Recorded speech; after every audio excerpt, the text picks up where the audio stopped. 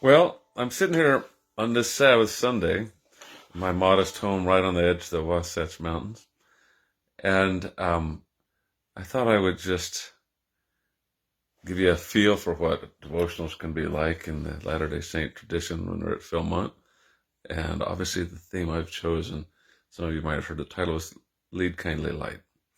It's a classic old song, old hymn, and I have a couple, and I just would like to just take a little musical excerpt or two, and just see how it hits this theme.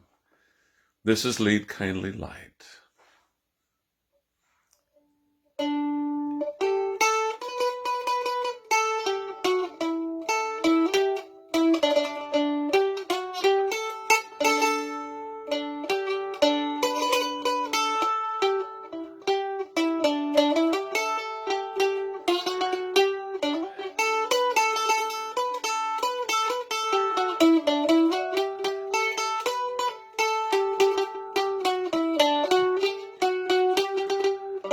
Lead kindly light mid the encircling gloom.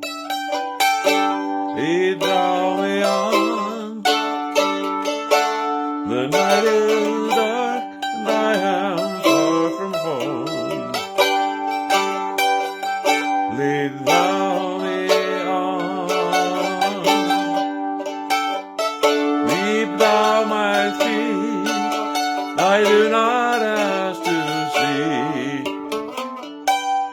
the distant scene. One step enough for me.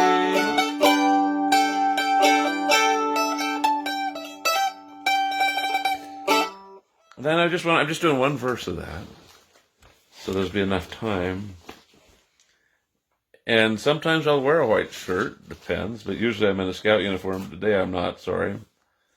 There's another classic old song that was made pretty popular by Bill Monroe and others. And so I see if I can just give you a tiny bit of it. It also has a theme of light.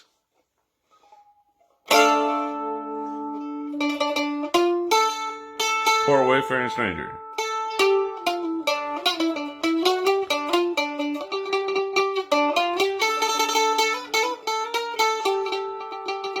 I am a poor wayfaring stranger, traveling through this world of woe. There's no sickness, no toil or danger in that bright world to which I go. I'm going there to meet my Father. I'm going there, no more to roam. I'm just a going over Jordan. I'm just a going over home. I'm going to spare you more stylings from the mandolin, because at some point music can get in the way of and can point at the person playing and at the message less than the music. So I would just like to take a moment in our time together to pay attention to what we've learned. You know that when my father, who is still alive, he just called me on the phone, he's almost 99 years old. When he was in high school, do you know that, and he's still alive, doing well. I expect he'll outlive me. When he was in high school, they were taught the edge of the universe was the Milky Way galaxy. And I just think of other things that we were taught about light and the things we thought we understood. And the explosion of intelligence and guidance and light that we now get. Science can enable us to have powerful experiences. Science can also get in the way of faith if you don't understand science well. I have a belief that truth is truth, and the two things don't ever have to conflict. But think about what we know now about light, and think of all we don't know about light. Are we sure whether light's a wave or a photon? Is it a continuum? Is it a particle?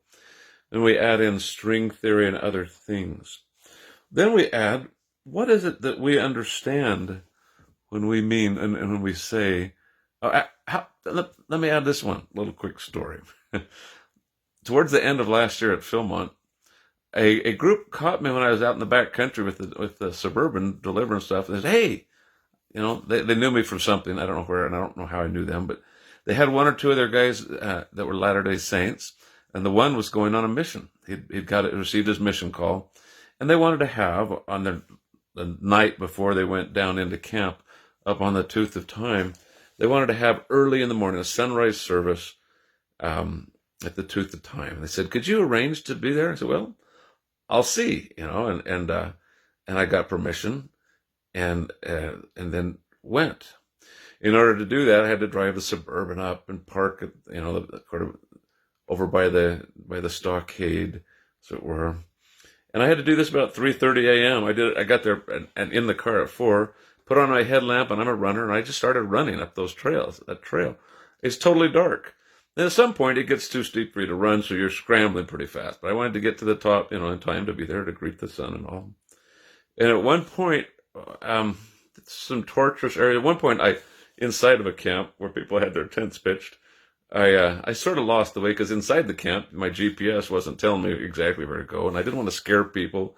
Didn't want to be huffing around there and stomp and walk. And so I went around the camp and found the trail again. I turned my light way down low, and then I started going again. And at one point in those narrow canyons up to the top, before you get on the other side and then go bouldering up to the top, I'm pretty sure I smelled a bear.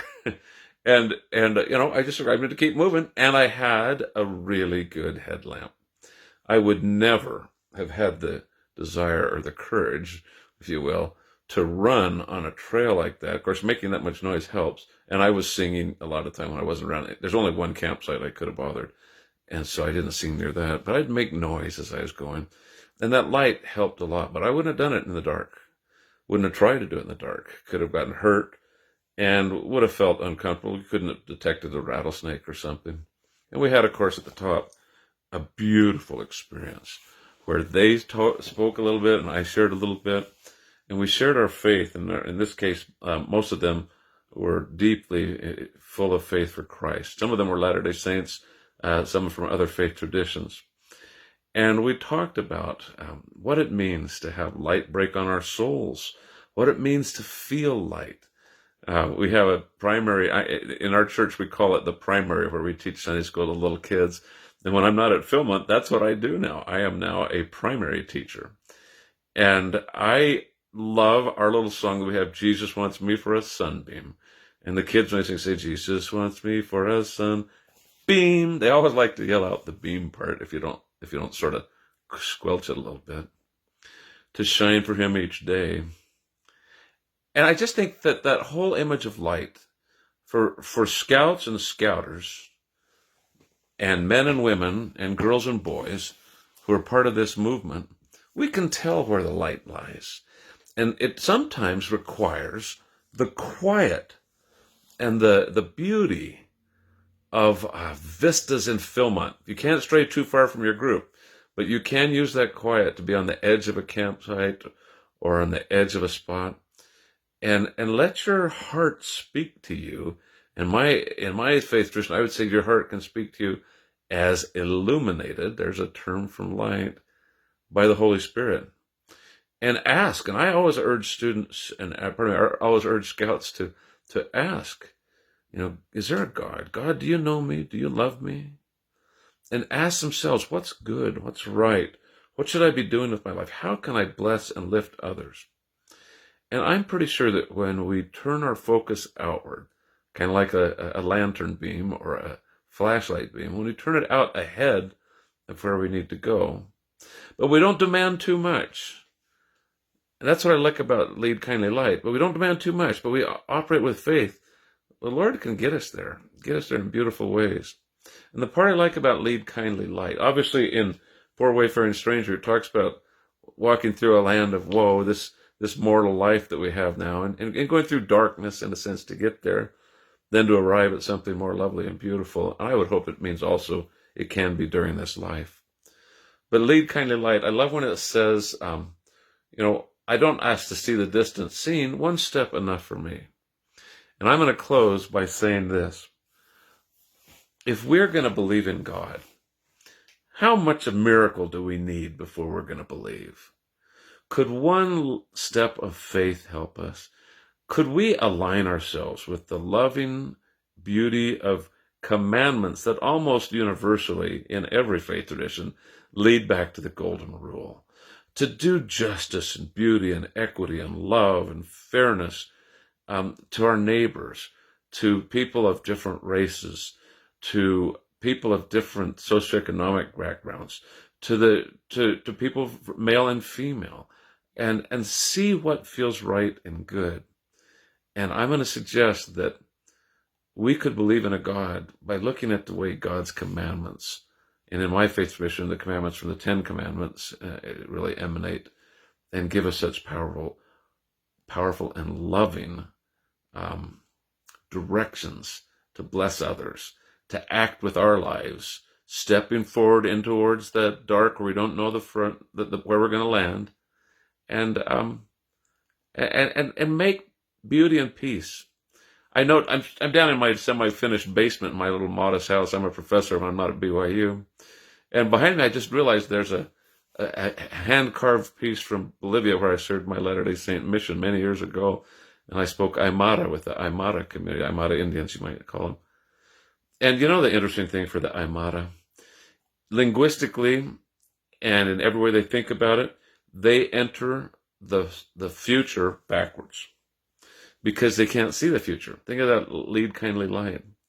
They can't see where they're going, but they can look to where they've been. Kind of like crossing the staked plains when they needed to in the West, and they put down a stake and line them up to keep going straight across a plain. And maybe the same thing. We can know what God's been good to us. We can know, if we're quiet, how he stirs our hearts. We can know what's loving and good for others if we let ourselves be influenced by light. And you know what? One of those greatest influencers is the Scout Oath and the Scout Law. So I'm so grateful to have this chance to have a little devotional, Philmont type devotion with you, and I expect peace and beauty and goodness and inclusion to be fomented in your lives as Scouters. And I say these things in Jesus Christ's name, amen. And by the way, that's the way Latter-day Saints will end things if they think it's important. And speaking in the name of Christ to us means trying to do his words and speak his words and love what he says and does. Thanks very much. I hope this was helpful on what a devotional might be like. I also sometimes play the Native American flute, and one of the things I like to play is Be Still My Soul. But I usually do music when my wife's available to sing with me, but she's not always there, so I just had to do it this time. Hope you have a great time thinking about and contemplating deeply religious impulses in the Scouts and the role of chaplains at Philmont and in other high adventure bases. So from Elder Farron, thanks and take care.